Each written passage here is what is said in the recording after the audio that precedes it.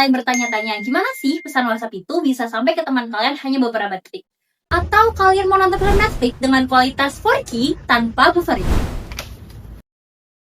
Bayangin deh, infrastruktur teknologi digital itu kayak sistem pembuluh darah dalam tubuh manusia.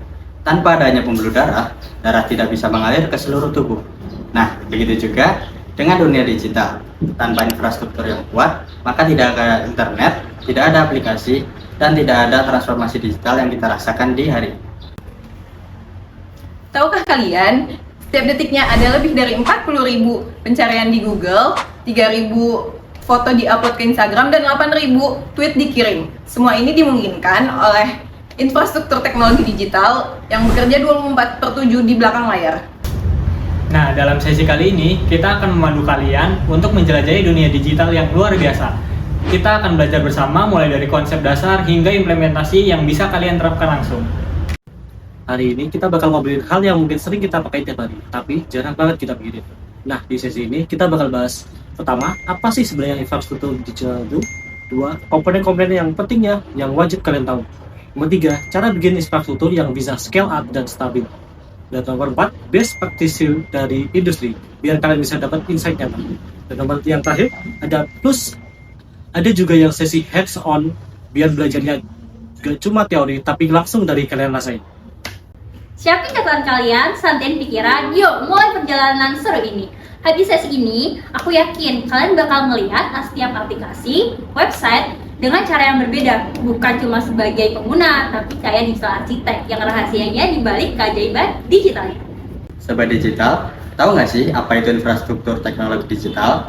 Jadi, infrastruktur teknologi digital adalah kumpulan perangkat keras atau hardware, perangkat lunak atau software, jaringan, dan pusat data yang mendukung pengolahan, penyimpanan, dan distribusi informasi dalam bentuk digital. Sekarang, mari kita bahas komponen utamanya satu persatu yuk. Yang pertama itu ada perangkat keras atau hardware. Ini adalah bagian fisik dari infrastruktur. Contohnya server, komputer, dan smartphone, yaitu perangkat yang kita gunakan sehari-hari untuk akses layanan digital.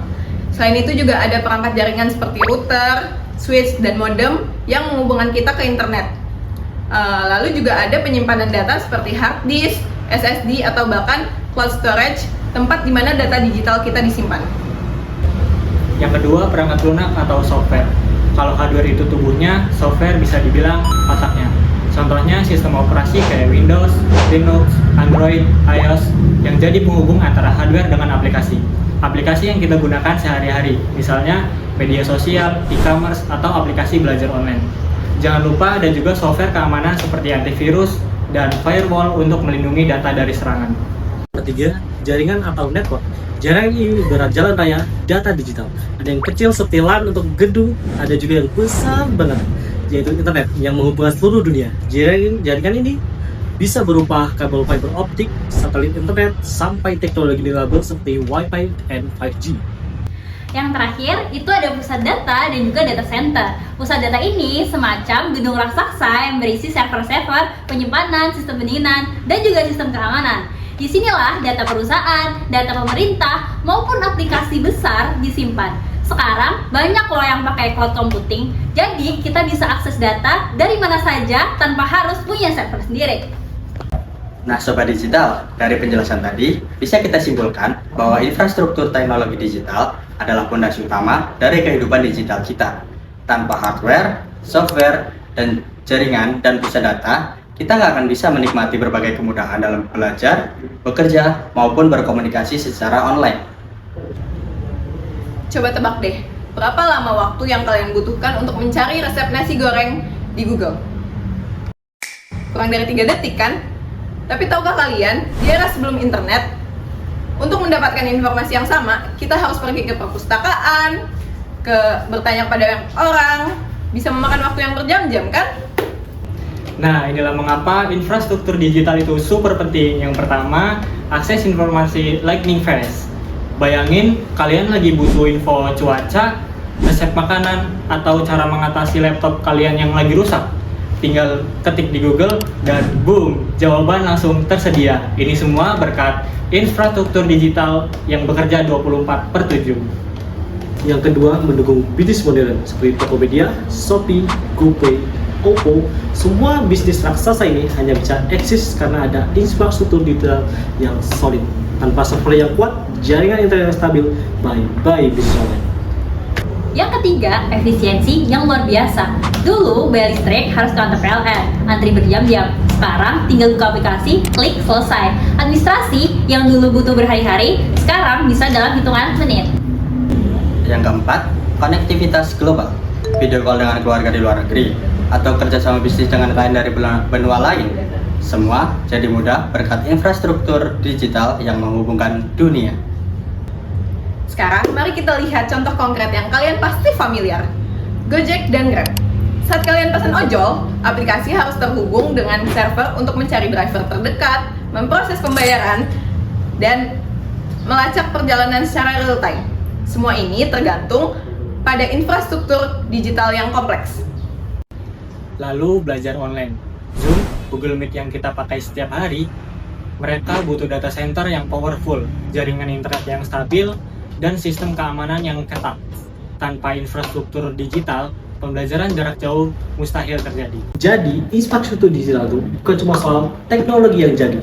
Ini adalah fondasi kehidupan modern yang memungkinkan untuk kita bekerja, belajar, berbisnis, dan berkomunikasi dengan cara yang tidak terbayangkan sebelumnya.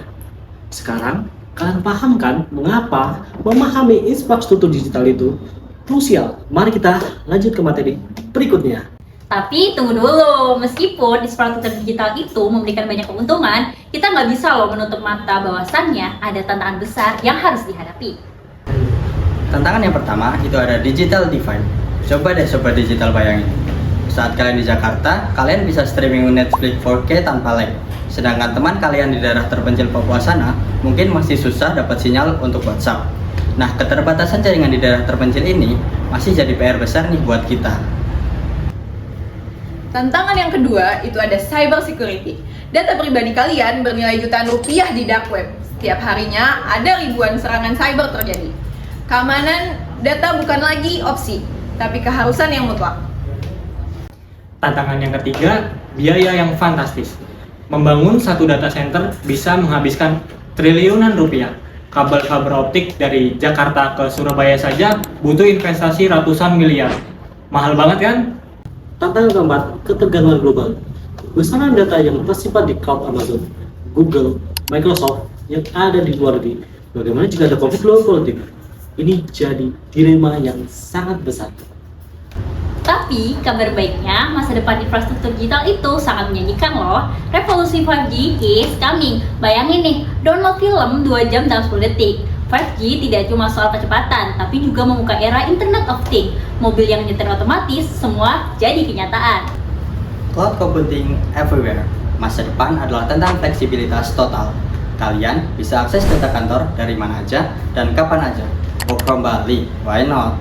Selanjutnya ada AI dan Big Data Revolution. Pasti pada nggak asing kan? Yaitu komputer yang bisa menganalisis jutaan data dalam hitungan detik, memprediksi tren pasar, bahkan bisa mendiagnosis penyakit lebih akurat dari dokter. Welcome to the future. Selanjutnya, Green Data Center. Data center masa depan 100% ramah lingkungan, powered by solar energy, menggunakan AI untuk efisiensi maksimal. Teknologi meets sustainability. Jadi, mari kita rekap semuanya. Infrastruktur digital adalah fondasi absolut dunia modern kita. Ini bukan tentang kemewahan, tapi tentang kebutuhan dasar seperti listrik dan air. Tanpa infrastruktur digital yang solid, kita ini nggak pernah dapat internet buat browsing, nggak ada aplikasi favorit kalian, nggak ada juga nih transaksi online. Bahkan buat WhatsApp pun tidak bisa jalan. Semakin kuat infrastruktur digital di suatu negara, maka semakin besar peluang negara itu untuk thrive in era digital. Negara kita sedang berlomba membangun infrastruktur digital yang terbaik. Dan kalian, sebagai generasi digital yang natif, adalah aset terbesar untuk mewujudkan visi itu. So, apakah kalian siap menjadi bagian revolusi digital Indonesia? Let's build the future together!